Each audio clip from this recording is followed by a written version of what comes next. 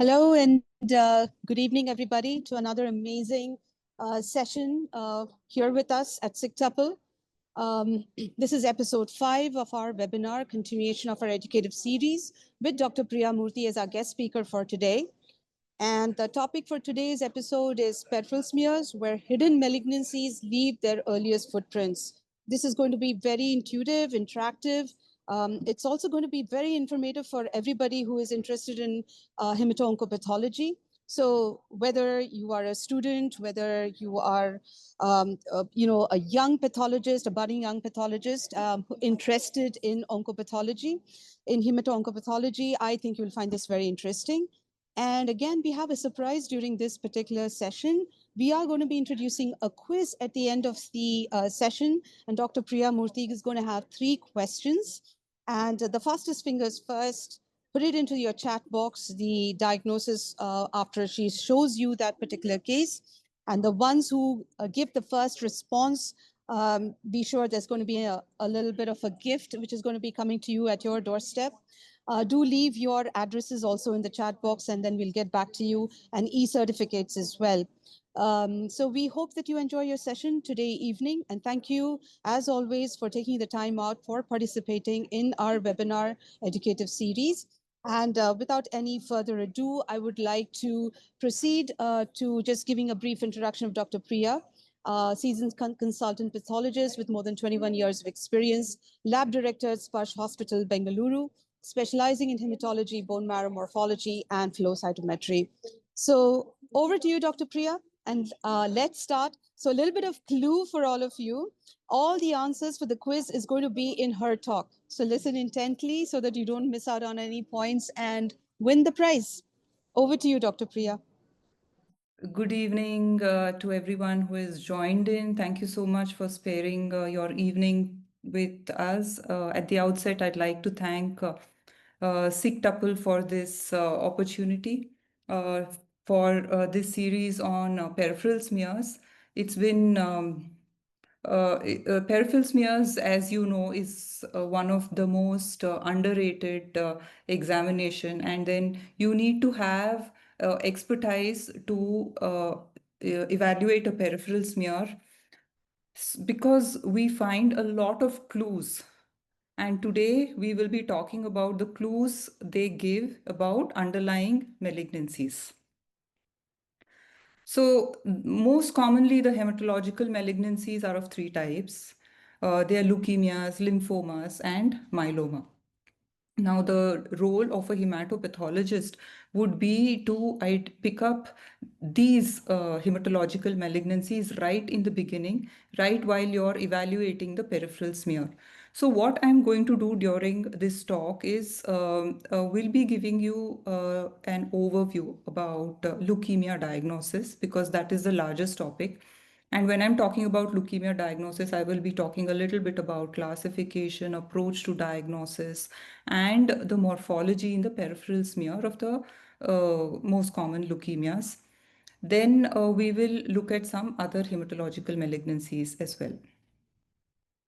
So why is it very important for diagnosis and prognosis of acute leukemia?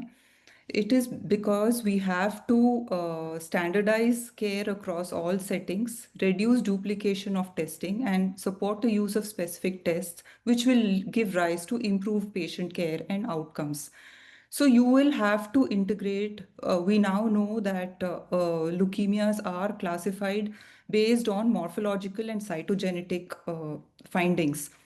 But clinical information or the history of the patient from your clinician and the morphology go a long way in picking up the kind of leukemia and deciding what investigations you want to carry on for the correct diagnosis, instead of wasting too much time on handling too many investigations.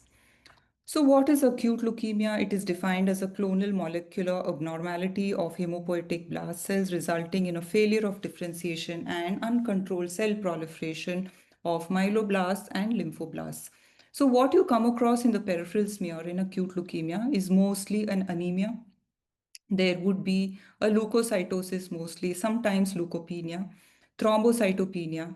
And you will also have to check for other clinical conditions like presence of fever, presence of lymph nodes, presence of splenomegaly, etc. So, accumulation of these blast cells in the marrow cause their replacement, and then they ultimately infiltrate the organs and thereby exert their metabolic effects. So, how are leukemias diagnosed? WHO advocates counting at least 200 cells in the peripheral smear and 500 cells in the bone marrow aspirate to make an accurate diagnosis of leukemia. This is the minimum you will have to count. That is what WHO recommends. Now, there is cytochemistry in resource poor settings. So, just before that, uh, some blasts are easy to identify, right? What blasts are these? These are APML blasts. We'll be talking about the morphology in detail over the course of my talk. These blasts are also typical. You would have seen them sometime in your career. And these are also M3 blasts. What are these blasts? You will find both myeloblasts and some monocytoid cells. So I'm telling you these are M4. How will you come to a conclusion? We'll let you know. What blasts are these? These are monoblasts or AML M5. These these blasts have cytoplasmic budding, and these I'm telling you are M7 blasts. What about these blasts? Is it AML or is it ALL? And these AML or ALL? So it is a little difficult. We need to have certain ancillary tests to actually be able to differentiate between these blasts. And cytochemistry is one very valuable test you can carry out in most labs where you do not have access to flow cytometry, molecular, or cytogenetics.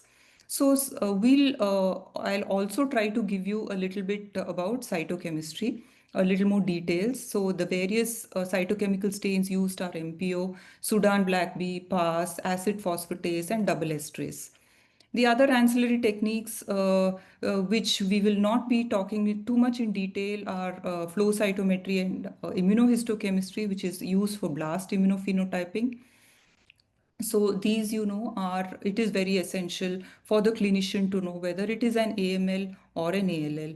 If it is an ALL, whether it is a B ALL or a T ALL. And then you also have to identify a myeloid blast crisis from a lymphoid blast crisis in cases of MPNs.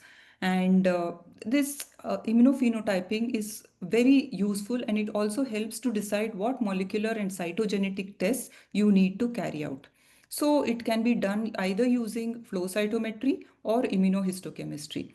Both have their advantages and disadvantages. Immunohistochemistry is done on paraffin fixed blocks, and you have it can be done after it doesn't need to be processed immediately. It can be done over a period of few days, and but it has a lot of subjective interpretation. If the person viewing it does not know how to interpret immunohistochemistry, may not identify the immunohistochemistry correctly.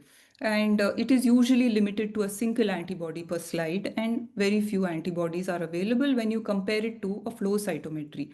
Here, the disadvantage in flow cytometry is it is a high cost equipment, and many centers may not be able to afford it. It has to be processed immediately, and hence you cannot keep it stored for a long period of time.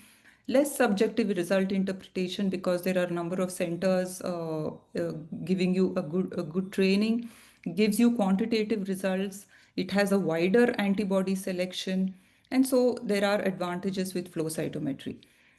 So in ALL, we'll just skip this slide. So the other ancillary techniques used are cytogenetics and to identify the genetic changes in leukemic cells, and molecular genetics to find out the molecular abnormality.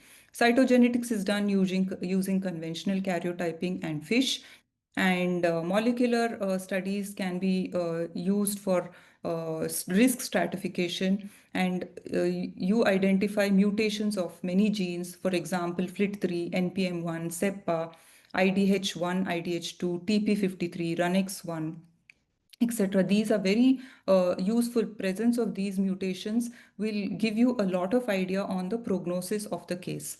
So why is genetics important?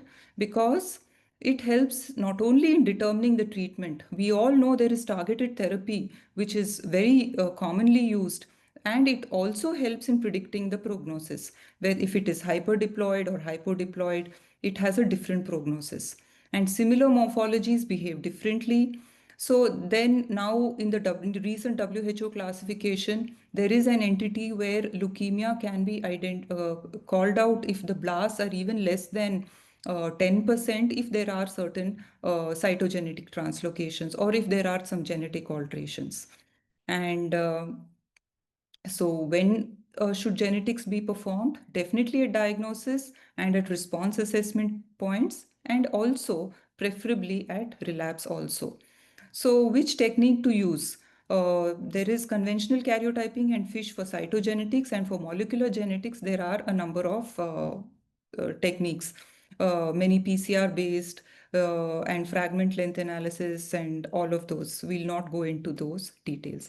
So these ancillary techniques have not only give a diagnostic label, they provide a prognostification of the disease.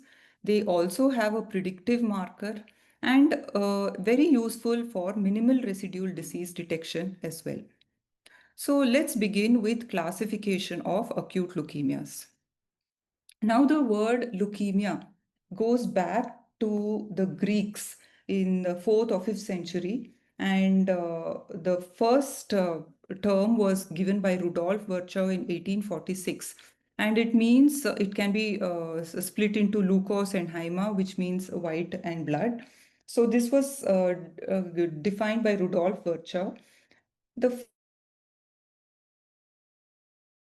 FAB class sorry, 1976, and it was based on morphology and few cytochemical stains. It was further improved in 1985. By 2001, the diagnostic paradigm shifted based on the revised European American lymphoma classification. And then the WHO classification of hemat and lymphoid malignancies, third edition, came out, and they came up with the blast percentage cutoff of 30%. In 2008, WHO revised this classification of AML to include molecular subtypes, and then there they brought down the blast cutoff percentage to 20%. 2016, WHO again revised it to include genetic information, immunophenotyping, and clinical features. The 2022 classification, which is the one which we are currently using, is completely rewritten with several changes and updates.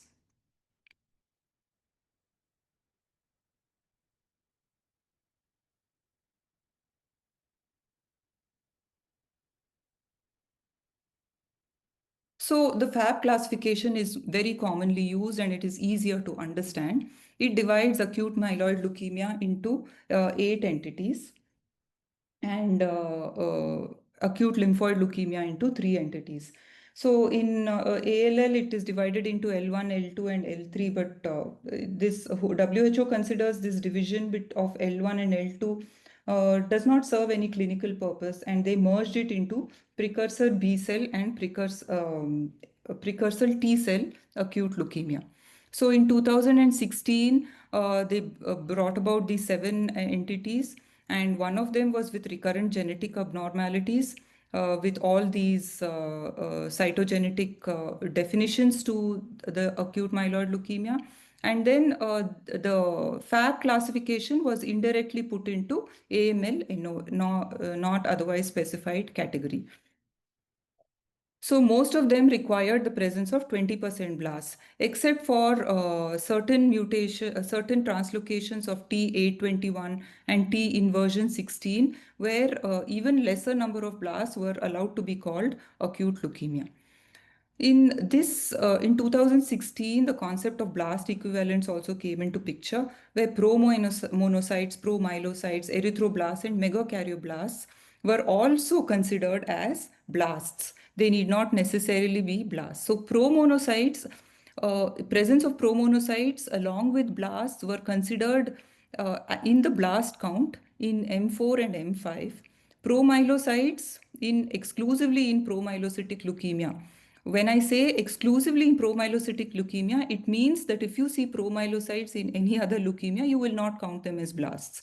Likewise, erythroblasts exclusively in AML M6 and megakaryoblast exclusively in AML M7. So this concept was if there were more than 20% blasts, you call it AML directly. But if there were less than 20% blasts, you look for blast equivalents. Together, if blast equivalents and the blasts were more than 20%, you called it AML. If the blast equivalents were not there, then you look for other cytogenetic changes like 821 or inversion 16. Any of these present, even with lesser than 20% blasts, you call them acute leukemia. If it didn't fit into any of these, then it came into the category of MDS or MPN. So in 2016, it was divided into B lymphoblastic leukemia and T lymphoblastic leukemia. So the 2022 version or the fifth edition of the WHO brought about a whole new change in the classification of acute leukemia. It was entirely rewritten. Now, in this, according to the differentiation of tumors, whether it was myeloid or lymphoid, and based on maturation, phenotypic characteristics, histological features, clinical information, cytogenetic and molecular genetic findings, they were divided into different groups. I will not be talking more about this because this in itself requires a complete session. So basically, it was divided into myeloid lymphoid, precursor, and mature. And the various categories were then modified. The key change was elimination of the 20% blast requirement for AML types with defining genetic abnormalities, except for AML with BCR-ABL1 fusion and AML with SEPA mutation. Now, the AML with defining genetic abnormalities was renamed as AML defined by differentiation. So we'll look at this and try to understand here. So this AML with recurrent genetic abnormalities was renamed as AML with defining genetic abnormalities. And most of these do not require a 20% blast cutoff.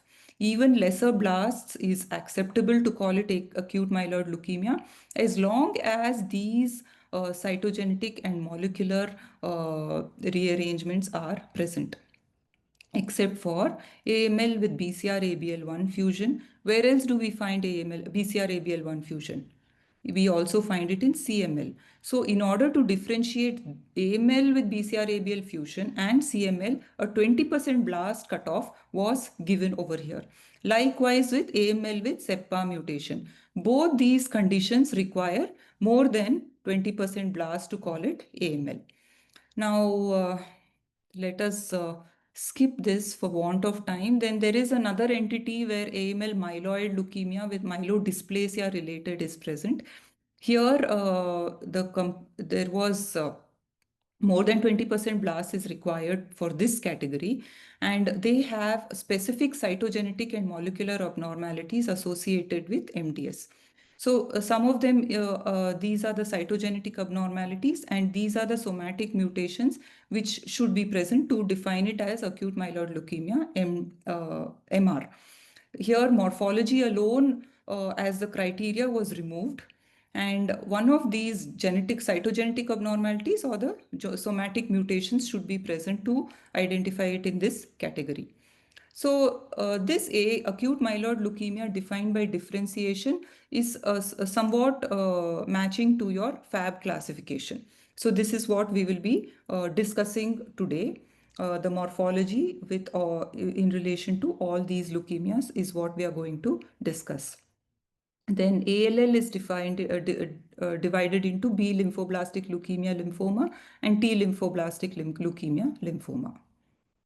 Here again, they are classified based on ploidy changes, whether they are hyperdiploid or hypodiploid, chromosomal rearrangements, presence of genetic drivers, this KMT2A, ETV6, Runx fusion, etc. And then there is B cell not otherwise specified for cases that cannot be included into any of these categories.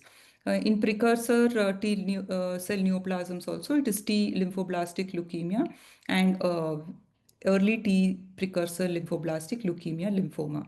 These again have, so why I'm showing you this slide is the presence of genetic mutations is used in risk stratification of all leukemias. So there are, for example, in B cell ALL, hyperdiploid T1221, T119, all these genetic alterations are considered standard risk alterations. Whereas if these are present, TP53 mutation or KMT2A rearrangement, IGH rearranged, these are considered poor risk B cell ALL. So for the diagnosis of leukemia, you need to have a clinical background along with morphology, coupled with cytochemistry, immunophenotype either through flow cytometry or immunohistochemistry. Immunohistochemistry is basically used whenever you get a dry tap and you're not able to get a good aspirate for a flow cytometer. All you can get is a bone marrow biopsy, and where you will be using antibodies to identify the type of leukemia. Now, there are a lot of newer markers also available in immunohistochemistry, like NPM1 mutation is also NPM1 is an IHC marker which can be used and it has a prognostic value. So then cytogenetics and molecular genetics. So appropriate diagnosis, classification and risk stratification can be availed of using all these techniques. So why is morphology important? Now, early diagnosis is very critical. Otherwise, patients can go in for complications. So, in order to make an early diagnosis, the peripheral smear examination is very, very important.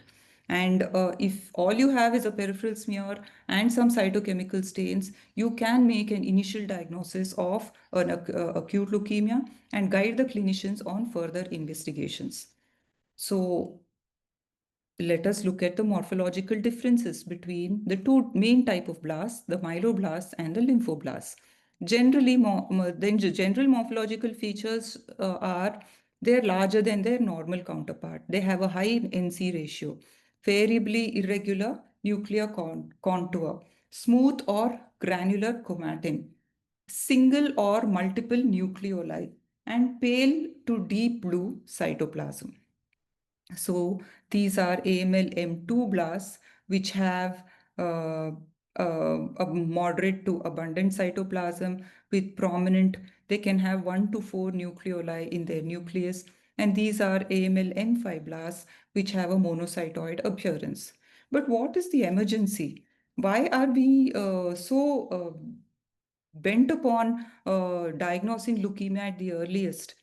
Because certain leukemias like acute promyelocytic leukemia have they are considered as a medical emergency, and they have an extremely high risk of catastrophic life-threatening bleeding which may result in early death.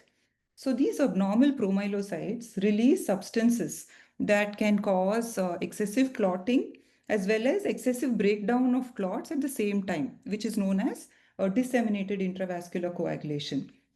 This causes rapidly consumption of clotting factors and the platelets, and the patient undergoes a rapid deterioration. Sometimes severe brain hemorrhage is the most important cause of early death. And also the advantage of an early diagnosis is the immediate treatment with ATRA or all trans retinoic acid is it can control the disease almost immediately. It has a high cure rate, and it is very useful in saving the life of the patient. But we may not be lucky always. Blasts or abnormal cells may not stare at you. You may have to look for them in a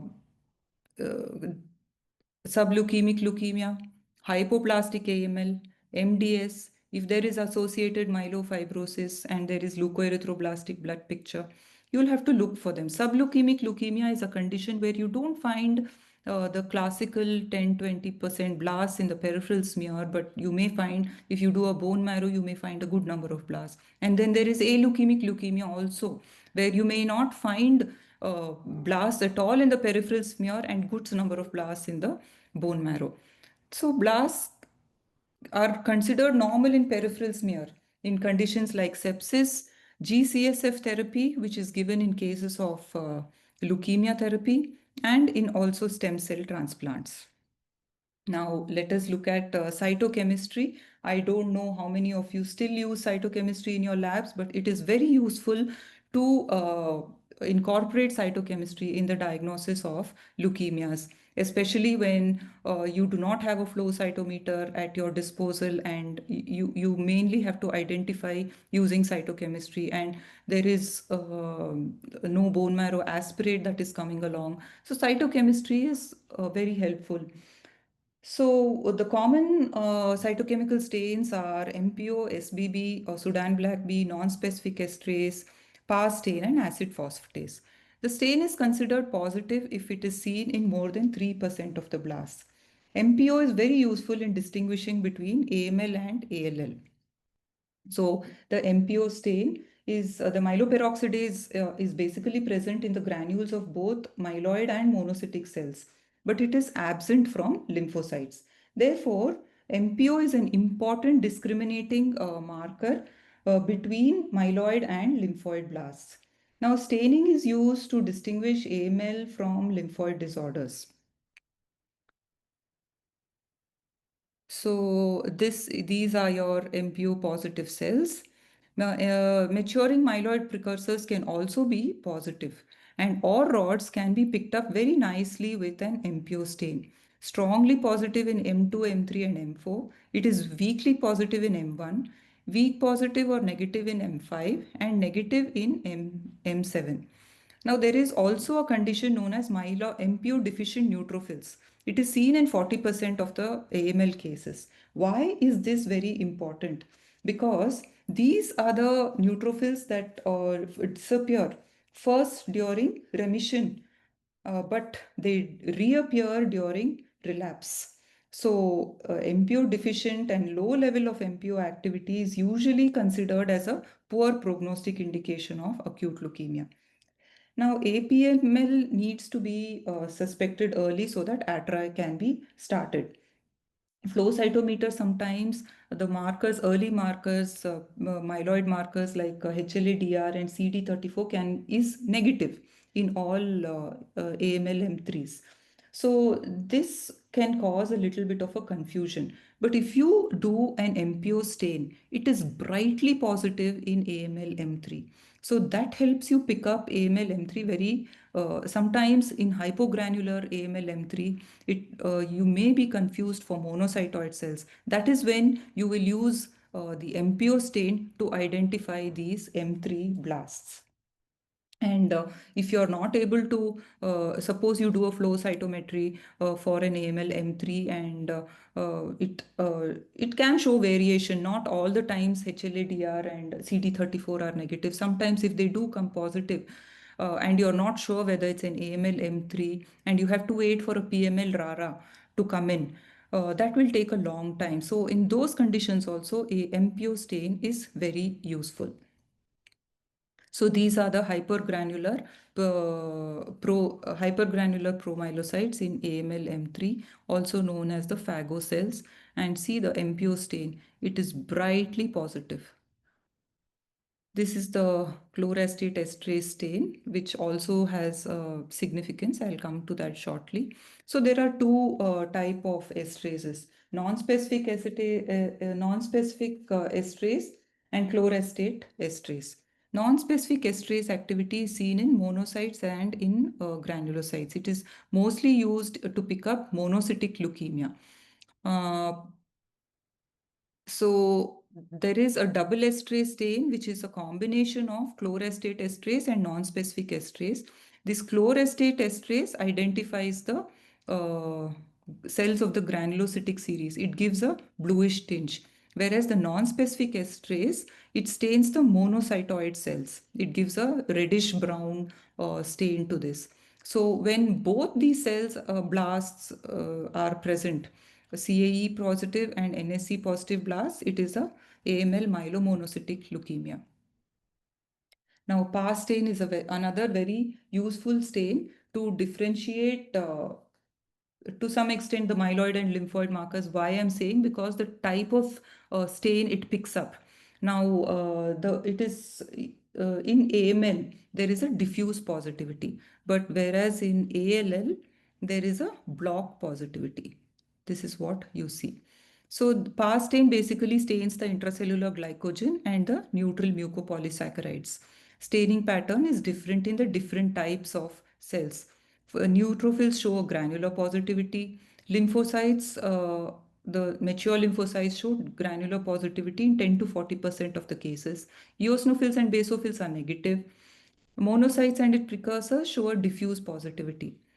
Now, erythroid precursors in RBCs are negative, where dysplastic erythroblasts, this in case of AML M6, also show positivity. And lymphoblasts also show positivity. So this is the utility of a PAS stain. Now, Sudan black pea has a similar significance as that of a myeloperoxidase stain. It is a lipophilic dye, and it stains the intracellular lipids, basically, lipids and the phospholipids. So this is a case of a Burkitt's or ALL-L3, what in the older classification. And this is picked up as these blue dots in the Sudan black bee staining.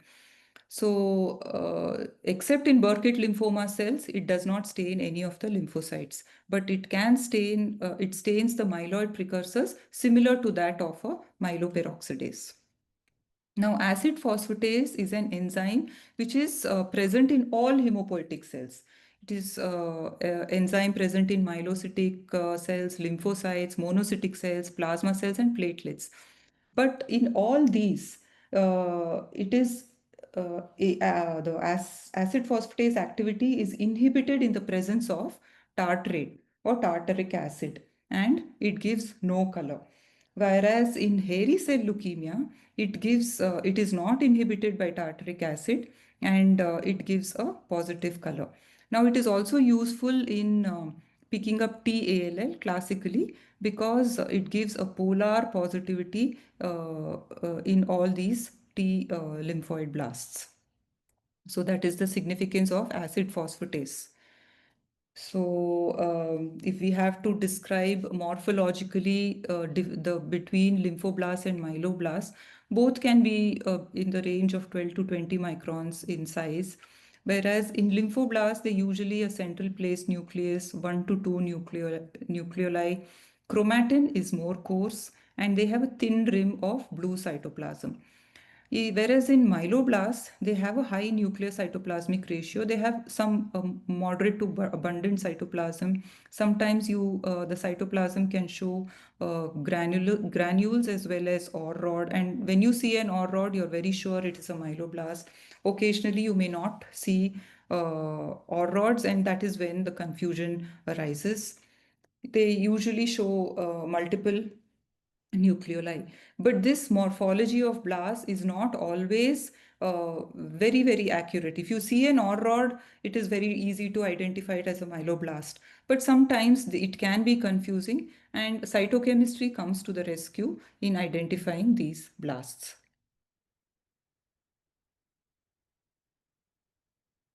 So there are some limitations as far as cytochemistry is concerned.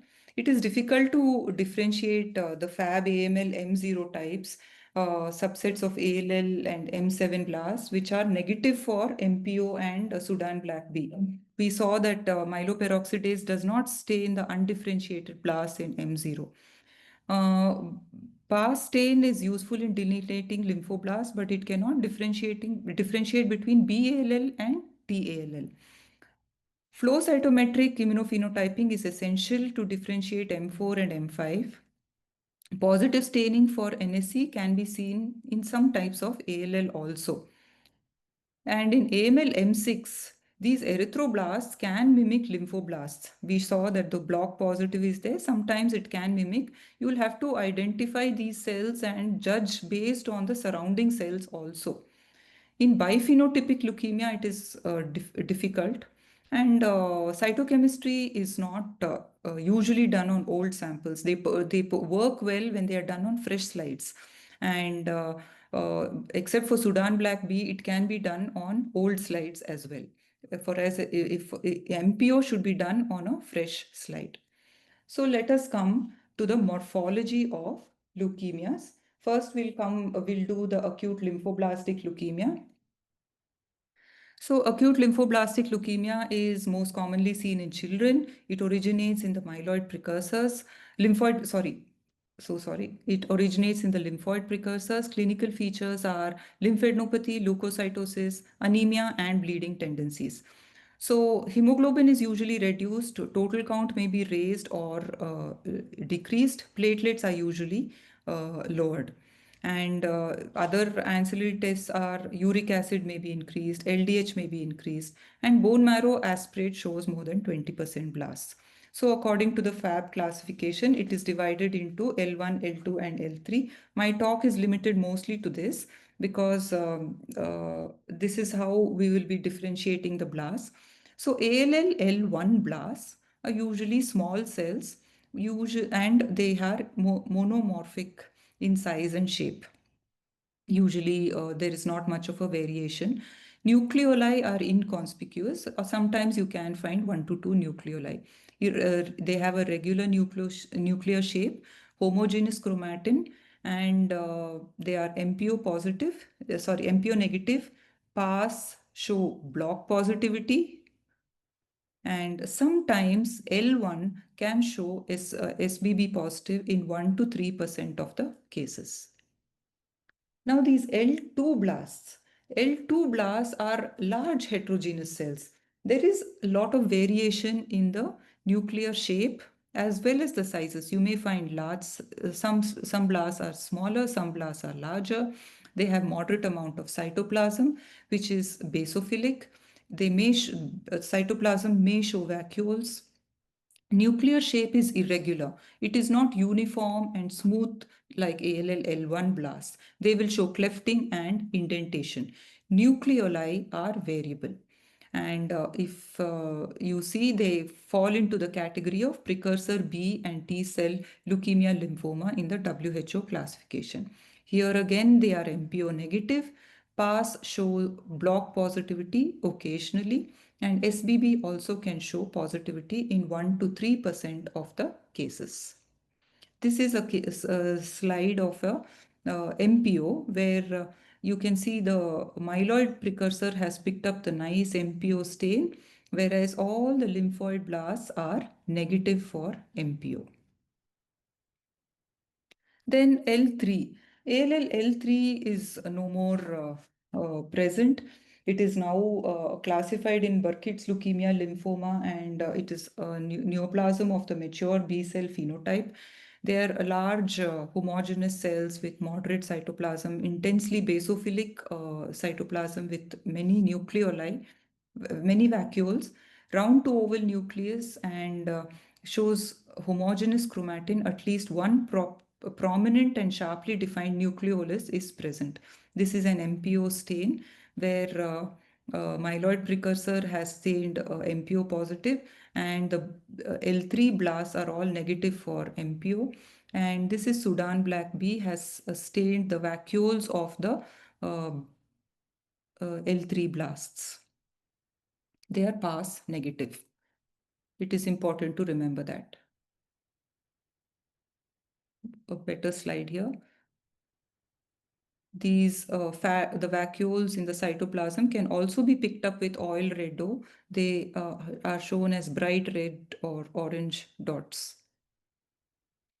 So TALL, I told you that it can be picked up with acid phosphatase activity with polar nuclear staining here, and sometimes they show this hand mirror type of an appearance. Nucleus is fine, shows fine chromatin with an inconspicuous nucleolus. It can be like an L1 or an L2 blast. Other variants of lymphoblasts are all uniform small lymphoblasts, then this hand mirror type of blast, then lymphoblasts with cytoplasmic granules. These do not have any prognostic ramification, but these are morphological variants of lymphoid blasts. Then you also come across ALL with associated eosinophilia, which are mostly reactive and carry a worse prognosis. They need immediate diagnosis and intense therapy. Usually, if you investigate them, they come positive for FGFR1 gene if it is a T lineage, or T514 translocation if it is a B lineage. Let's go on to morphology of acute myeloid leukemia. So we did talk about blast equivalents, and we'll be looking at some of them here. So the blast equivalents are the promonocytes, promyelocytes, and the proerythroblasts. AML M0, or with minimal evidence of myeloid differentiation. These are usually undifferentiated blasts. They may resemble lymphoblasts, but they are usually larger cells. They have scant gray blue cytoplasm and agranular, which is agranular, round to indented nucleus, and they have an open nuclear chromatin with 1 to 4 inconspicuous nucleoli.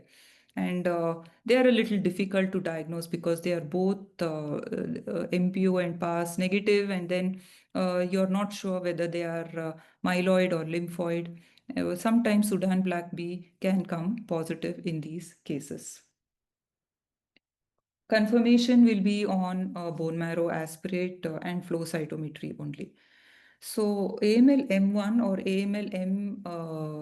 AML without maturation, 90% of the blasts in the PS, uh, usually more than 90% blasts you'll come across in the peripheral smear. Less than 10% marrow are maturing granulocytes. Now, both these blasts are large with a variable nuclear cytoplasmic ratio. You will find multiple nucleoli in these blasts, scanty to moderate amount of pale basophilic agranular cytoplasm. Sometimes these blasts can show eosinophilic granules like over here, and very rarely a blast may show an OR rod. More than 3% blasts are MPO or Sudan black B positive. And if you do flow cytometry on this, MPO, CD13, CD33, CD117 can come out to be positive. CD34 may or may not be demonstrated. So AML M2 or AML with maturation, these blasts comprise about 20 to 89% of the marrow cells. Maturing component consists of more than 10% pro. So the clue over here is, in addition to the blast, you will also find maturing myeloid cells. You'll come across some amount of neutrophils, some myelocytes, some metamyelocytes. That is when you will put them in the category of AML M2. In AML M1, they will be all mostly blasts, and you may not come across any mature neutrophils. They have round to lobulated nuclei with 2 to 4 nucleoli and opened up chromatin and moderate amount of basophilic cytoplasm. MPO will be nicely positive here, and you may come across some OR rods in these cells. M3 or M3 or AML promyelocytic leukemia is of two types, hypergranular and hypogranular promyelocytic leukemia. So these are all atypical promyelocytes, which are which are what you find in hypergranular promyelocytic leukemia. The number of blasts or the abnormal promyelocytes are fewer in the peripheral smear. You may find a good number of them in the marrow, but in the peripheral smear, you will find very few of them.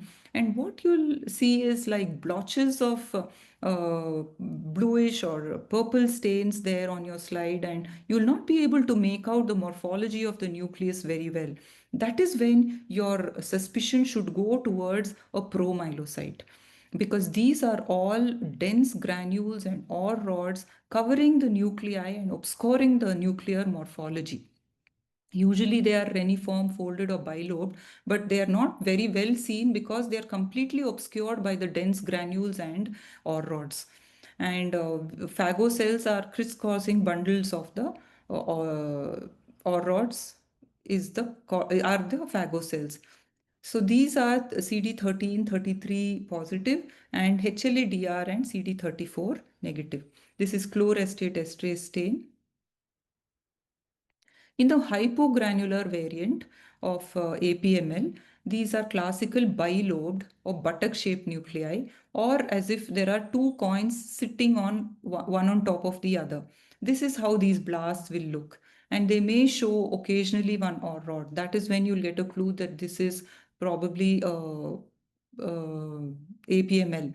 But they can resemble monocytoid cells so much so that MPO stain is very useful in identifying these cells as APML cells.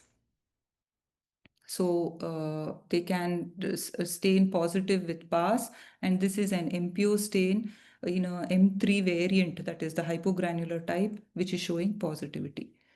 So M4 or acute myelomonocytic leukemia, it shows variable morphologic features unlike the uniform morphology that you see in M1, M2 and M3. So it will show myeloblasts, it will show monocytic components as well. So more than 20% of the cells, you should find about 20% blasts in the peripheral smear around to call it an acute leukemia. Otherwise, you will have to also think in terms of CMML if there are fewer monocytes and fewer blasts. You will have to think in those lines as well. If the number of blasts, both myeloid and monocytoid blasts, are high in number, then it falls into this category. The monocytic component should be more than 5,000 cells per cubic millimeter, and it can be confirmed by both NSC and chlorestate esterase stain. So here, this is a bone marrow aspirate actually. These are the monocytoid cells and some myeloid blasts as well. Double esterase stain, chlorestate esterase staining blue of the myeloid cells, and the non-specific esterase staining reddish brown of the myeloid monocytoid cells. So M5A and M5B are the two monocytoid neoplasms, and acute monoblastic leukemia is M5A, where more than 80% of the cells are monoblasts. They have abundant pale blue basophilic cytoplasm. Cytoplasmic vacuolations can be present sometimes. The nucleus is round to oval with prominent nucleoli, and it has a delicate lacy chromatin. Sometimes you may come across few monocytes also. But if more than 80% of the blasts are of this morphology, then you categorize them into AML M5A. This is a MPO stain which has stained a myeloid precursor, but the monocytoid cells are negative for MPO. And this is a non-specific esterase which has stained positive. The monoblasts have stained positive here. Now, M5B or acute monocytic leukemia, where you come across promonocytes and monoblasts, together they should be more than 20% to fall into the category of M5B. Now, promonocytes are the precursors of monoblasts, They have similar morphology, they have, but the nucleus is not round or oval. It is folded or indented, similar to a monocyte nucleus. And it will have a prominent nucleus. The way you differentiate a monocyte from a promonocyte to a monoblast is a monocyte will have an indented or a folded nucleus without a nucleoli. A promonocyte will have a folded nucleus with a nucleoli. And the monoblast will have a round or oval nucleus with 1 to 2, sometimes up to 4 nucleoli. Then there is AML M6 or acute erythroid leukemia. Here, there more than 80% of the cells should be of the erythroid series. It could include proerythroblasts and erythroblasts. And uh, these large erythroblasts have a basophilic cytoplasm and with vacuoles. Peripheral smear, you may not come across these erythroid blasts in a peripheral smear. What you see in the peripheral smear are occasional blasts with basophilic cytoplasm. You may, in addition, the erythrocytes show macrocytosis, basophilic stippling, Howell-Jolly bodies, and Cabo rings. These are the features in a peripheral smear that will help you to think in line of an AML M6. And flow cytometry done on this will show 1333 positive. Glycophorin A also will be positive. So you may not see that many blasts in a acute erythroid leukemia in a peripheral smear, but the clues you will find in the peripheral smear. Now AML M7 or acute megakaryocytic leukemia, more than 20% blasts should be these megakaryoblast. What the micromegakaryocyte should not be counted as a blast, and since there is extensive fibrosis in the marrow associated with acute megakaryocytic leukemia, you may not get a very high count in the peripheral smear. And when you do a bone marrow aspirate, the aspirate may be a dry tap, so the diagnosis may be achieved only on a bone marrow biopsy along with immunohistochemistry. But it's not always the same case. If you do get an aspirate, immunophenotyping can be done, which will the blast will show expression of 41 and 61 in addition to 13 and 33. And these are the immunophenotype of megakaryoblast. So this is a bone marrow aspirate. Actually, clusters of megakaryoblasts are there with few pro-megakaryocytes and large clumps of platelets. CD61 is positive in IHC on the bone marrow biopsy. I'm just showing you these pictures because very frequently AML M7 is associated with a dry tap. Now, we spoke so much about the morphology of the various types of leukemia. Now, can we predict the genetics based on the morphology of these blast cells? Yes, it is very easy to identify some of the genetics looking at some of the blasts. First and foremost is APML with PML rara. When you see these hypergranular promyelocytes with multiple OR rods or phagocells, then you will immediately be able to advise the clinician to go in for PML RARA quantification. What you find on cytogenetics is translocation between the 15 and 17 chromosomes, and most commonly it is 15 and 17 translocation, but there are other translocations also, like T1117 translocation, T517 translocation. These are of course very rare, and usually in 1517 translocation, what you come across are these hypergranular blasts with which are obscuring the nucleus, and you can't make out the nuclear outline. You may find thin, slender or rods. Sometimes you may find bi-lobed or a coin on coin appearance of the nucleus. These are the various morphologies of the APML blast that you can come across, and these are can be picked up on the peripheral smear also.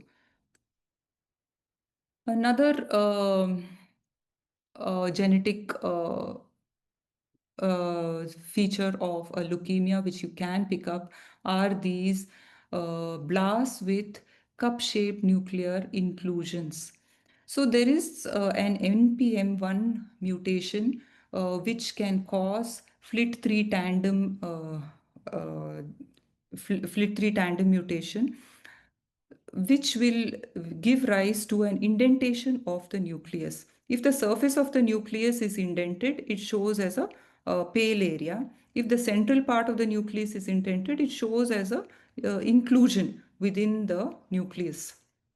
So when you see these kind of cup-shaped nuclear inclusions like these, then what you are going to pick up or tell the clinician to do, ask for the clinician to do, is an NPM1 mutation. So this is another useful feature that you can come across. These are all the blasts with the cup-shaped nuclear inclusions. Then AML with T821 translocation with the RUNX1 uh, mutation. Usually these are the M2 blasts, and these blasts have an indentation in the nucleus with representing a Golgi zone, and there is usually a long, thin OR rod present along with it. There are number of granules obscuring the nucleus sometimes, not as heavy as you see in a promyelocyte, but these can be orange pink granules or globules, and this can be suggestive of T821 translocation. They are also MPO positive, but not all blasts are uniformly positive as in an APML case. They carry a good prognosis, and it is usually has a favorable prognosis, so it is good for the clinician. You can advise him to do an 821 translocation. This is how the cytogenetic picture will look. And if you see in the bone marrow, there will be some salmon colored cells you may come across, which I won't be emphasizing on. And AML with inversion 16 or a T16 translocation causing a CBFBM by H11 fusion will give rise to these classical harlequin cells. These are abnormal eosinophils which show basophilic granules. I'm sure you would have come across these in your practice sometime or the other. And these usually indicate that there is an inversion 16 or a 1616 translocation, and that is what you can advise based on the morphology. They fall into the category of FAB M4 or the previous M4 EO, AML M4 with eosinophilia. That was a category used earlier. Then AML with inversion 3 or T33 translocation with a GATA2 MECOM fusion gene can show multiple hypolobulated dysplastic megakaryocytes. This is mostly in a bone marrow. You may not come across these kind of dysplastic megakaryocyte in a peripheral smear, but I just included it.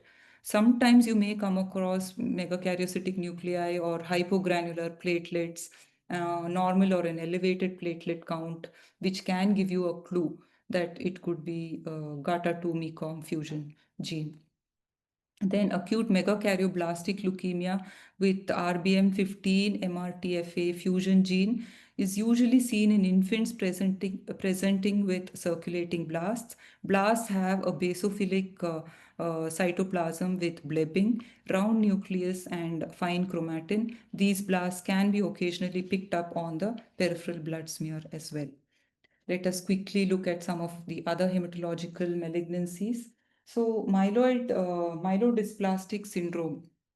It is a clonal disorder of hemopoietic stem cells, and it has a diverse collection of hematologic neoplasms, which results in dysplasia and ineffective hematopoiesis within the bone marrow. This condition often gives rise to various degree of cytopenias like anemia, leukopenia, and thrombocytopenia. Some patients will progress on to acute myeloid leukemia. Basically, they are due to ineffective hematopoiesis. So, what do we see in red cells? They are usually dimorphic red cells with a normocytic normochromic anemia. There is macrocytosis, elliptocytosis. Blast cells are present in the peripheral smear, and the red cells will show basophilic stippling and Howell-Jolly bodies. So you also find these in vitamin B12 deficiency. So when you come across this kind of a picture in an elderly patient, you will be of course diverted to think that it could be an MDS. So you if you ask or do a vitamin B12 level, and many times will be normal, so then you get a clue this that it could be an MDS. You look at the features of the neutrophils and platelets as well to confirm the diagnosis. So there is hypogranulation in the neutrophils, and these classical ring shaped neutrophils, hypersegmented neutrophils, sometimes or rods or pseudo Shidak Higashi granules also can be seen in these neutrophils. Then you come across pseudo Pelger-Hue anomaly also. You know the classical, we discussed the classical Pelger-Hue anomaly in one of the previous talks with a thin strand of chromatin connecting two lobes of neutrophils. This will be present across the population of the neutrophils. But in pseudo Pelger-Hue anomaly, there is only a part of them will show this kind of anomaly, and it is very essential to pick up these because Pelger-Hue anomaly have a normal function of the neutrophils, whereas pseudo-Pelger-Hue anomaly, they are more prone for infections, and they usually are seen in MDS and AML. So these are the pseudo-Pelger-Hue cells, and in contrast, these are the Pelger-Hue cells affecting all the neutrophils in the cells in the series. The platelets are large giant platelets with hypogranular or agranularity in the platelets, and you can come across some megakaryocytic fragments also, usually associated with thrombocytopenia. So these features together, along with an occasional blast, will guide you towards thinking in lines of an myelodysplastic syndrome. So blast cells are usually fewer in number, less than 10%. Then there is leukoerythroblastic blood picture. I'm sure all of you would have seen some cases of leukoerythroblastic blood picture. There is a neutrophilic left shift with nucleated red cells, and there are nucleated teardropped red blood cells with macrocytosis. There is a left shift of neutrophils, and these are seen in conditions whenever there is the bone marrow is replaced by fibrosis, or it is infiltrated because of the presence of leukemia or metastatic cells. You may come across a leukoerythroblastic blood picture. So, when you look at this, you will have to guide the clinician to do additional investigations. Now, since we are running out of time, I will just mention the names of the various lymphomas, because this itself will take another topic. We can have another session exclusively on lymphoma spills in the peripheral blood. So, splenic marginal zone lymphoma, we come across these villus lymphocytes with cytoplasmic projections seen only in a subset of lymphocytes, and they have to be differentiated from hairy cells. Now, hairy cells is one important thing that you'll have to pick up only in a peripheral smear, because if you come across these cells, which are slightly larger than lymphocytes, or not slightly, 1.5 to 2 times larger, and they have fraying of the cytoplasm, you can get an idea that these are hairy cells, and these hairy projections are not seen in the bone marrow aspirate, and hence these they can be picked up, and you can advise for further investigations, usually seen in cases of pancytopenia associated with massive splenomegaly and moderate hepatomegaly.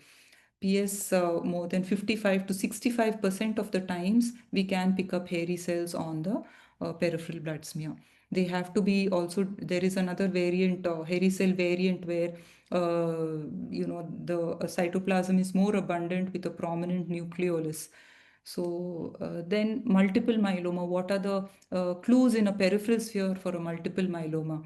You will find classical rouleau formation. RBCs are stacked one on top of the other. There will be, based on the disease burden, you will find leukopenia or anemia, or thrombocytopenia, or all pancytopenia. Depends on the disease load. And there is a background pinkish staining to the peripheral smear. Sometimes if there is associated fibrosis, you may come across leukoerythroblastic blood picture, and rarely plasma cells also. Lymphoplasmacytic lymphoma, Waldenstrom's macroglobulinemia is another condition where these you will find, in addition to stray plasma cells, you may find plasma cells which look lymphocytes which look like plasma cells, but they are not actually plasma cells. They have an eccentrically placed nucleus with a little more moderate amount of cytoplasm compared to a mature cytoplasm, and this is basophilic. These are called the plasmacytoid lymphocytes. You will find also rouleau formation. This is due to classical raised immunoglobulin M gammopathy.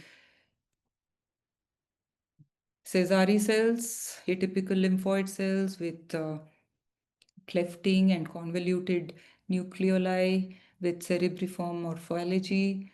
Then various T cells, this classical adult T cell leukemia lymphoma, where there are these flower cells or multiple nuclear convolutions and lobes. Then large granular lymphocytes. Let's talk a little bit about these, because you may come across large granular lymphocytes in routine peripheral smears. These are larger than mature lymphocytes. They have more abundant cytoplasm with eosinophilic granules. And sometimes you can find up to 15 to 20% of lymphocytes are large granular lymphocytes, which is normal. You'll also be discussing with the clinician for the history of these cells to see if there is an underlying condition. These large granular lymphocytes can also be increased in chronic infections like tuberculosis.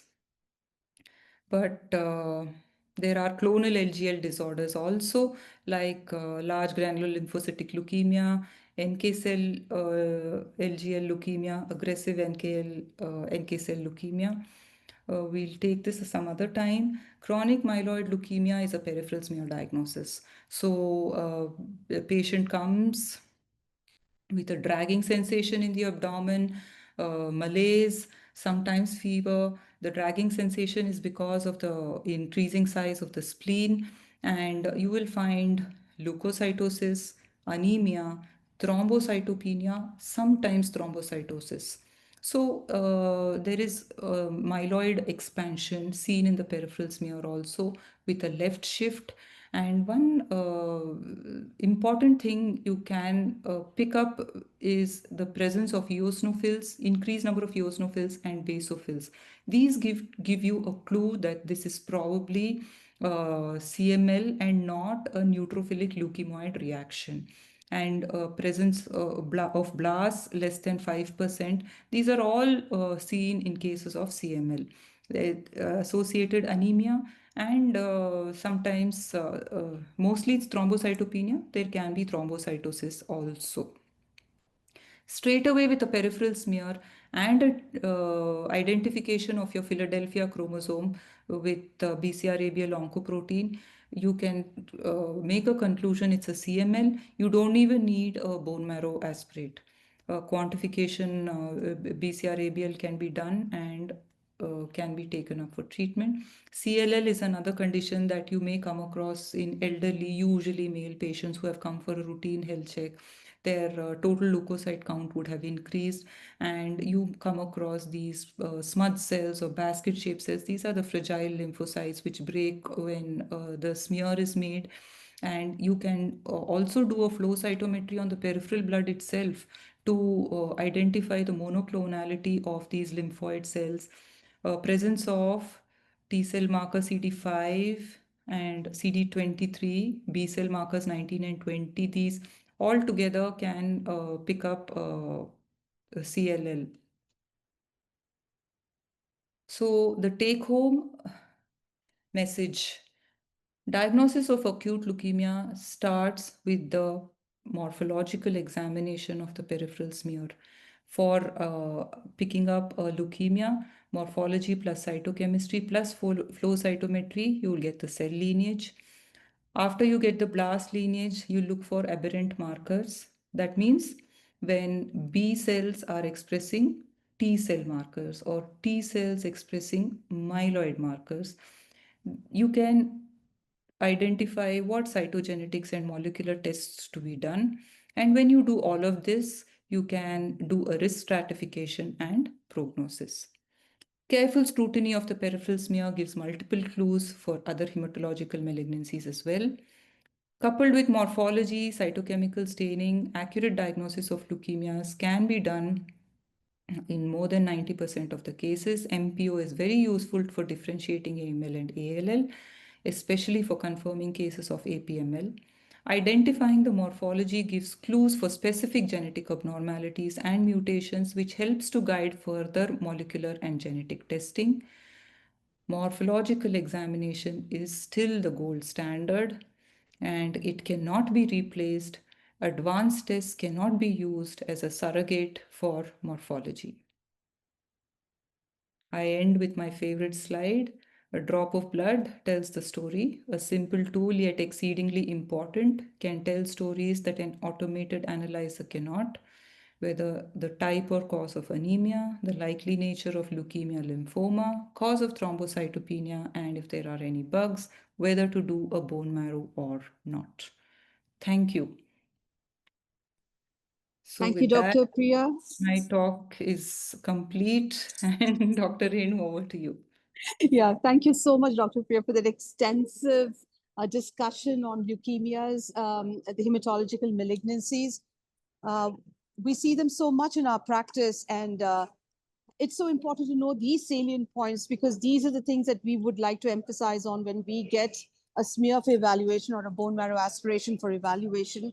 Of course, we have higher end tests like flow cytometry today, molecular studies, but it always boils down to the morphology where we have a certain diagnosis in our minds, and then we go ahead to choose the respective panels of markers for flow or molecular tests that we would like to advise for these patients. So morphology is the foundation. Even till today, it is the cornerstone and it is the ground truth as well, right? So thank you so much for that extensive discussion.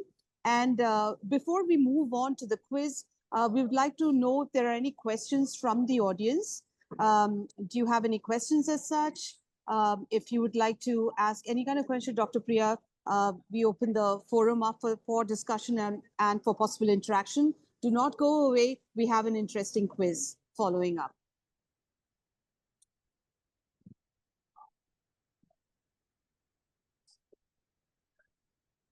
I take a couple of more seconds to see if there are any questions.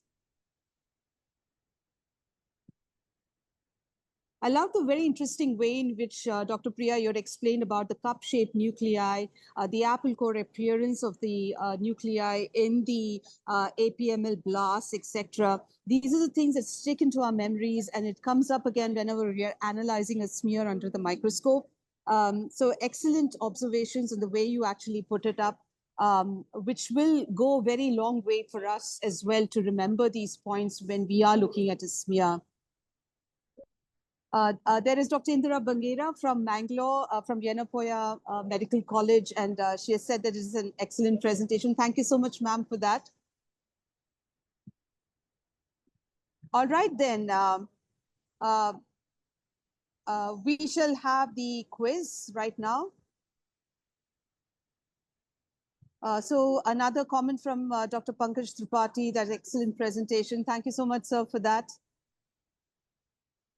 So are we ready to start with the quiz, Dr. Priya? Yeah, sure. Great, then.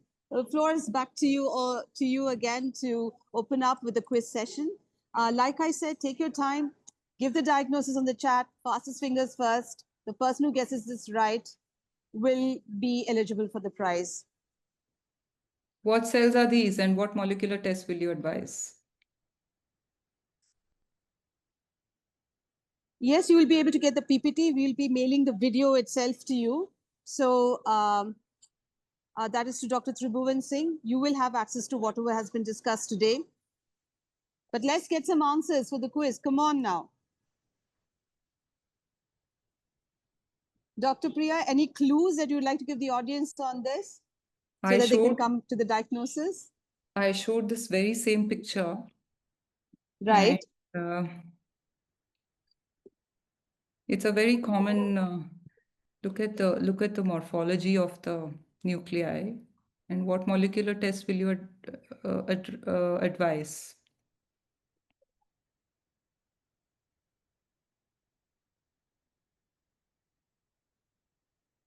There we go. Cup-shaped nuclear inclusions, phagot cells, cup-shaped nuclei, NPM1 mutation, NPM1 test. Dr. Priya? Yes, these are cup-shaped nuclear inclusions, and you will advise NPM1 and FLT3 mutations studies for this case. Amazing. So Dr. Professor Pankaj Tripathi has mentioned about the cup-shaped nuclear inclusion, followed by Dr. Shanti, who's also told about the NPM1 mutation. Very, very good. And there's Dr. Shanti Imandi, who's rightfully said that about both the cup-shaped inclusions as well as the NPM1. Acute leukemia told by Ashwin Raj as well. So amazing. I mean, so that's exactly what we wanted, right? Like, so that you can understand and then apply it when the case just comes to you, and you've just rightfully shown that.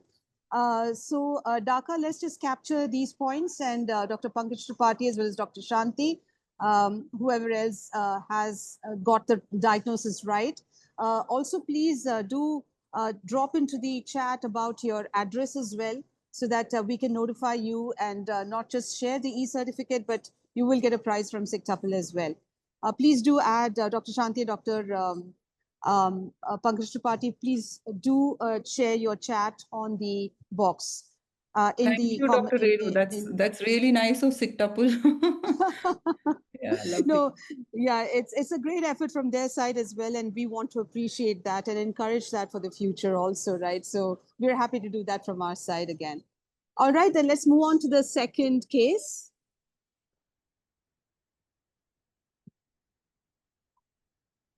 You're welcome, Dr. Shanti. You're welcome, Dr. Pankaj. It's our pleasure. There you go. Please identify these cells. Go ahead now. This is spot diagnosis. Awesome. We're getting many. All right. That's so cool. That's so cool. So that's the right answer. Hairy cells it is.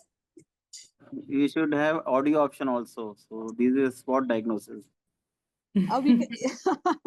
That's right. So the first person to actually say the hairy cells, give the comment on the hairy cells was Dr. Prithvi Raj N, followed by Dr. Raghuveer, and then Dr. Shelley. There's someone from the iPhone who has given the diagnosis as well. Dr. Tribhuvan Singh, Dr. Shanti again, and Dr. Lakshmi Agarwal. Excellent. And that just shows how, closely you have been listening to the whole episode by Dr. Priya, and that's amazing that we have got all the analysis correct from all of you. That's very encouraging, really. So that's great as well. And please do share your addresses also. And we will be definitely sharing the e-certificates for all the people who have given the right answer out over here. And coming to the last case, are you all ready for it?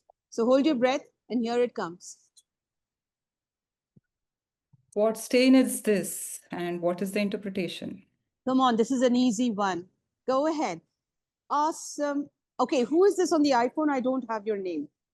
Please type in your name as well.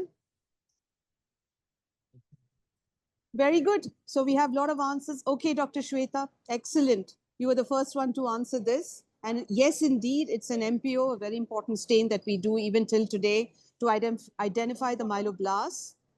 And we have got a lot of answers out here as well. Either you can send us the email and text us your addresses on the email, or you can drop it down on the chat as well. Dhaka, I think Mr. Manohar Dhaka from our team is also here. So Dhaka, how do you suggest we go ahead with sharing the addresses? You could just drop that on the chat out here, Dhaka, so that the contestants know that how they can reach out to us with the address. Yeah, Dr. Renu, I'm already in chat with individual people. So we're connecting. Excellent. Okay, done deal then. So myeloblast, that's very good. That's an added point out over here. Myeloblast and MPO. So that's the interpretation. So we're talking about AML out over here, right? So that's very good as well. Yes. The myeloid blast. Yeah, so myeloblast, AML. So this is really amazing, and it makes us very happy to see this kind of an interaction, and that is exactly why we set up the quiz session, so that we can have this motivation from your side as well. Thank you so much for all the right answers. It's really encouraging for us to see all of this. And I would like to invite, I don't know if Dr. Sajinder is saying, yeah, I thought I saw him earlier in the chat, in the session. I think he's probably logged off, Dr. Priya. Not sure. Yeah, I can't see him. Dr. Tejinder Singh, are you still there? No, I think he's logged out. No, I think he's logged out. But that's all right. And I'd like to invite Dr. Indira Bangera if she would like to say a few words on this forum. Dr. Indira, ma'am, if you could unmute yourself and just share a few comments or feedback from your side, we'd be happy to hear you.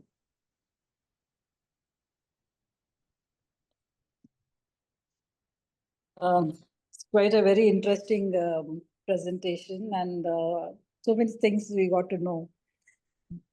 Because nowadays we just talk about flow cytometry, but what comes before that, I think not much is talked about. Very right, ma'am. Yeah. So now our students also, the postgraduates are just talking about cytogenetics and the molecular, but they don't talk about the basics. Yeah, that's right. I mean, the basic cytochemistry. So he did a good job. Okay. Thank you so much, ma'am, for your kind words.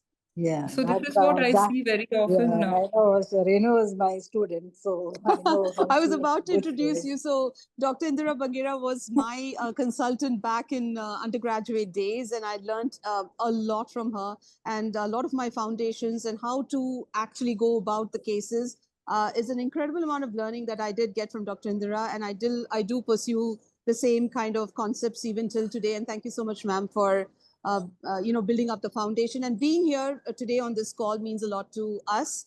And thank you for your wise words of wisdom. Yes, thank you, madam. So it was very good presentation. Thank you, ma'am. Thank you, ma'am. And I think we need to hear from you more often. Absolutely. So, ma'am, what I come across is many consultants who I work with, especially the juniors who have freshly passed out, the ones who have finished some fellowships also. You give them a peripheral smear, they are not able to pick up very basic things. Because they talk about cytogenetics and molecular and everything else, but they're not able to pick up even simple things. I think that is the reason why when Dr. Renu and I, we were chatting, we decided to do this series only on peripheral smears. But a lot of them have to understand the basics. Then only they can delve into the higher things. Yes, that's true. That's what basics is very important. The day-to-day practice. Because the patient has to bear the cost of molecular, and so many tests are all expensive. Yeah.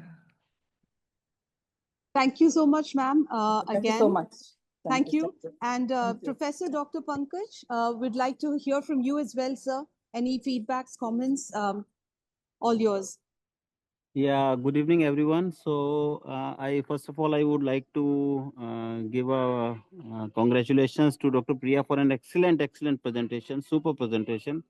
And Also to Dr. Renu, who organized this kind of webinars for us, and it will be super helpful for and beneficial to the juniors and the budding pathologists who have almost, you can say, they have disrupted themselves from the basic morphological features, and they have gone into molecular and all the NGS panels. So my advice is be strong in your basics, and this kind of presentations or webinars should be held at least once a fortnight, if not more. So that is my suggestion. And Dr. Priya was my senior from my medical college. So all the best to ma'am. That's Yeah, I all remember from my you, Dr. side. Pankaj. Yeah, I remember you. Yes, ma'am. Thank you, Long ma'am. time Thanks a lot. since we caught up. Yeah, thank Yes, you. yes. Thank you so much, sir, for your kind words. Definitely, it's very encouraging, and it's our pleasure as well to hold this. And we really hope that this will be beneficial for everybody who's attending and participating in this webinar. We'll definitely make it an endeavor to see that we hold such things in the future, probably with a little more frequency as well. And thank you for being here today with us. If there's anybody else at all, anybody else who'd want to say anything regarding the session or your experience, or if you have something else to even add up, we'd be very happy to hear that from you. Dr. Raghuveer, Dr. Shweta, Dr. Shanti, Dr. Shelly, anything, anyone, Dr. Lakshmi, anything else? If this is the place, this is the forum. Be free to ask or even to share your experiences in hematological neoplasms when you were reporting. Did you feel there was something striking that you noticed on morphology that you would like to share here? Or if you felt anything that was challenging and you would want to hear about that in the future presentations as well, you can let us know and we'll be happy to talk about that as well. All right, so since there are no more questions, there you go. Dr. Lakshmi Agarwal has said, recently I got a hairy cell leukemia variant, very nice. And would you like to talk about it, to say how did you go about with the diagnosis? What did you see in the morphology? Did you do additional testing? Feel free to share it with us. All the markers were negative. All right. So what did you do further and how did you conclude that it was hairy cell leukemia variant? Did you do any clinical correlation? Was there organomegaly in this patient? Was there a splenomegaly in this patient? On the morphology and clinical correlation, very good. So we always have to remember, though we are pathologists, there's always a patient at the other end of the line, right? And we always need to correlate it with the clinical symptoms as well as the clinical information that we get, the clinical history. And that correlation is very important as we are analyzing morphology. And there's Dr. Shweta, who is saying that she came across a Sézary cell syndrome, known case though, but very good. Yes, these are all linked to what we have seen today. The patient responded to the treatment. Dr. Lakshmi is again mentioning about that. And here we have Dr. Shanti saying that CMML and monocytic derived leukemias pose a major problem in regular practice. Absolutely agree with you. It's very easy when we look at things theoretically, but when we get a case, and then, those are the corners, the sticky corners that, we are all treating upon, right? Is it CMML? Is it a monocytic derived leukemia? Do we know how to count pro-monocytes? Do we need to count them today with the classification, existing classification? Is it okay to just say AML with monocytoid differentiation? Go ahead with the markers and flow cytometry. Yes, we've all been there in that space. And these are problematic issues that we face even till today. A tricky case is something which gives you sleepless nights. So it's great that we can share some things like these also in our forum. Yes, you can unmute yourself. See, Mr. Daka is already mentioning that here, that you can unmute yourself and comment and discuss also. So it's not just you have to write on the chat box, unmute yourself and talk about it. So Dr. Lakshmi, go ahead, tell us about this case. One more rare case of monocyte leukemia with NPM1 positive. Did you see that in your practice? Please feel free to unmute yourself and discuss. And then don't worry, we are all here together. Do not feel shy or hesitant to talk about it. We'll all learn from each other. So feel free to express yourselves. Hello. Yes, Dr. Lakshmi, please go ahead. Yeah, in this case, I was very puzzled because after the treatment also in the peripheral smear we were seeing the all the dysmorphic formos monoblast like cells.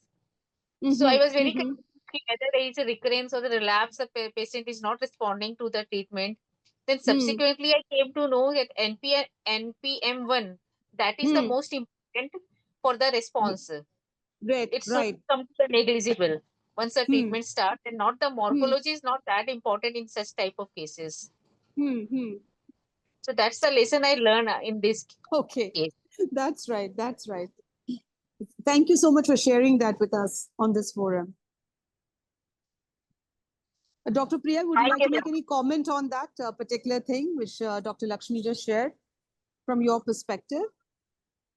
Yeah, so these NPM1 mutations are usually they carry a good prognosis if they are treated correctly.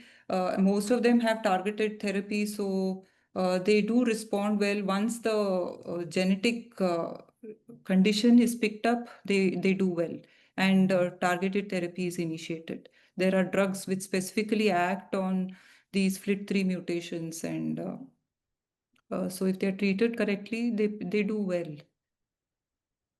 Yes, ma'am, that do well, but only the morphology, we should not go with the morphology as a pathologist.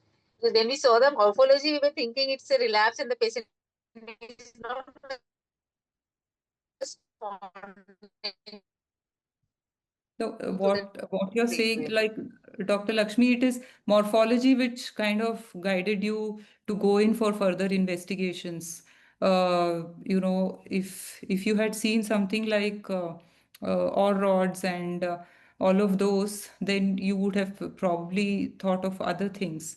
So you can limit the number of investigations that you do sometimes based on morphology. It can give you clues how you can Yes, limit ma'am. the number of investigations, especially So in for the resource initial diagnosis, settings. morphology is important.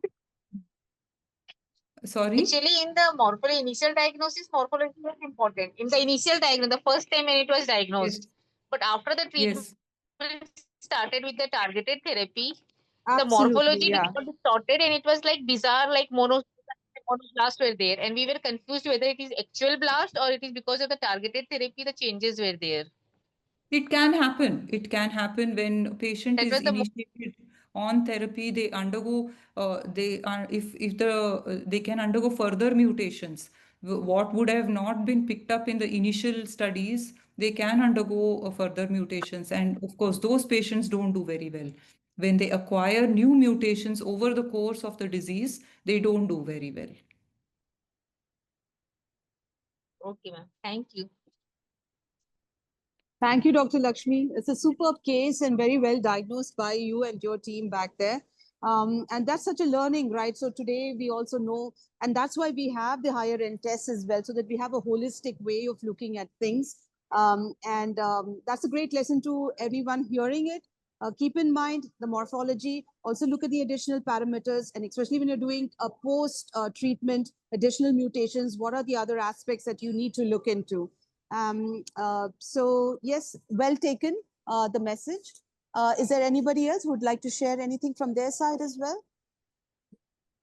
So I guess it's been a long session and an enriching one. May I just add that also? Thank you so much for taking your time out on a lovely evening like this, especially on a Friday evening. And we hope to have your participation in the future episodes as well and make it as interactive as it was today. We will reach out to you on the email for the quiz participation to the respective people who have given us the right, correct answers. And yes, we look forward to having you again on the episodes that will follow from now on. And thank you for being such a wonderful audience. Thank you so much to all of you. Thank you, SigTuple. It was a good experience for me as well, because these are topics that I have not taken in the past. So it was nice when I actually started making my presentation, and putting it all together is also was a lovely experience for me. Thank you. Thank you to Thank all you of for your effort, Dr. Priya. encouraging That's a lot of effort words. putting in all those pictures and also the relevance which comes behind that, right? So incredible effort on that, and we are very grateful on behalf of SigTuple, thanking you for conducting this webinar today along with us. And so there is Dr. Shanti saying, thank you, ma'am, looking forward for more. And there is Leena as well. Thank you for the excellent session. Looking forward to such sessions in future. Thank you, Leena, and thank you, Dr. Shanti. And we hope to see you in our future presentations also again. We wish you all a great evening from SigTuple. SigTuple, as you all know, is a company which is involved in optics and robotics and data science to create pertinent solutions in pathology, in digital pathology. And we're very happy to have you all with us today. Looking forward to many more such sessions. Thank you once again, and wishing you a great week ahead.